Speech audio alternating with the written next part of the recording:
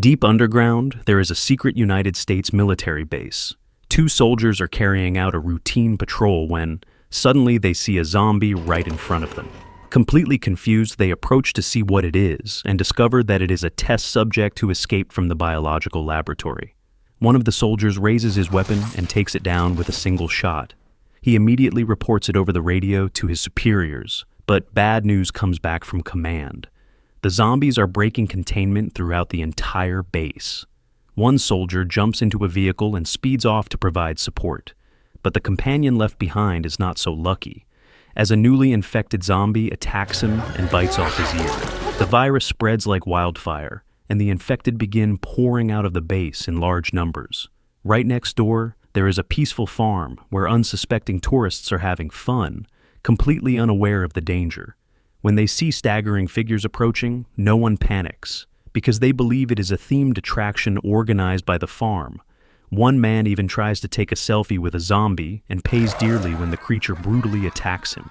The story focuses on Dave, a failed foul-mouthed musician with a chaotic life who ruins his relationship with his girlfriend Sara and ends up moving into the house of his sister Tess, a single mother to a sweet and curious boy named Felix who is obsessed with tractors. Dave tries to act like the cool uncle, but in reality, he is an immature adult. One morning, he takes Felix to kindergarten and meets his teacher, Miss Audrey Caroline, who is warm, calm, and wonderful with children.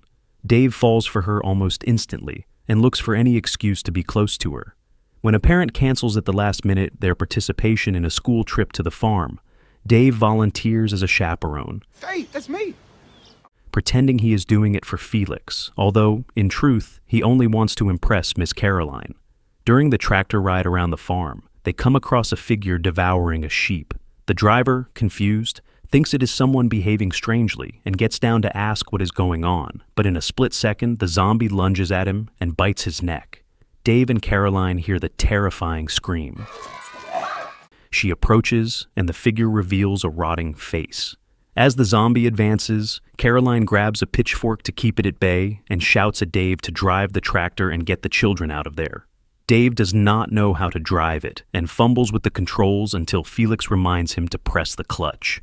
The tractor finally starts, and Caroline uses all her strength to shove the zombie against a tree before running toward the vehicle, managing to escape by the narrowest margin. The situation is dire. The entire farm is infested with zombies. To prevent the children from being traumatized, Caroline suppresses her fear, sings songs to distract them, and tells them that everything is part of a special show.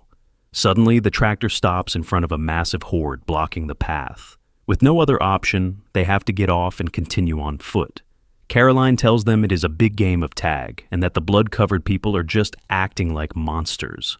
A brilliant strategy that keeps the children calm in the middle of the chaos, even though inside, she and Dave are terrified. They manage to reach the farm's gift shop, where they find a man named Teddy, a children's entertainer hired by the place. However, Teddy refuses to open the door as the zombies rapidly approach. Caroline spots a small dog door and has the children crawl through one by one. Everyone makes it inside safely, but Dave is left trapped outside. Thinking quickly, he climbs onto the roof and enters from above, knocks Teddy down, and opens the door for the others. They then secure the place by boarding up the windows with wooden planks. But children are not stupid, and they begin to suspect that this is not just a game. Caroline immediately steps in to calm them down and almost manages to stabilize the situation. But Teddy ruins everything by telling them the truth. He shouts that it is not a game at all, and that there are real zombies outside who eat people. Caroline loses her patience when she sees him frightening the children. She grabs a sharp shard of broken ceramic, presses it against Teddy's side, locks eyes with him, and whispers that he must stop saying things that could traumatize the kids, that they will keep playing, or she will personally throw him outside to feed the zombies. That is enough to silence Teddy and make him break down in tears. To him, Caroline is far more terrifying than the undead. While they are dealing with Teddy, Felix, Dave's nephew, starts coughing. You okay? Cough it up, mate. Caroline rushes to check on him and immediately recognizes the problem. It is a severe food allergy, and he needs an EpiPen right away. Dave has one, But when he tries to inject Felix, he ends up stabbing it into his own hand, leaving Caroline speechless. Fortunately, she has another one in her backpack. It's in his backpack. But the problem is that it was left on the tractor. Dave tries to go get it, but Felix, terrified, grabs him and begs him not to leave.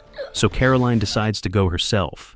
She climbs down from the roof and jumps straight into the infested area, moving swiftly through the horde, dodging attacks from the slow zombies until she reaches the tractor. There, she sees several zombified soldiers approaching, grabs a shovel, and takes them down with brutal blows. She retrieves the backpack, but when she turns around, she finds a crowd of zombies blocking her path. Without hesitation, she raises the shovel and charges straight at them. When she returns to the shop, Caroline is covered in blood, proof of the fierce fight she has just survived. Without even catching her breath, she injects the medicine into Felix just in time.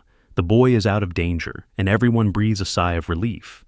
Caroline is not only capable of facing zombies, she also has a huge heart, and Dave falls even more deeply in love with her. As night falls, the army devises a plan. Knowing that the zombies are concentrated around the farm's gift shop, they decide to bomb the entire area to wipe them out once and for all. The next morning, they begin the operation, scheduled to be carried out in 2.5 hours. Inside the shop, the group refuses to wait for death. Teddy and Dave climb onto the roof to put their escape plan into action. Dave will make noise with metal buckets to distract the zombies while Teddy goes to get the car. At first, everything goes smoothly and Teddy reaches the vehicle with Dave close behind.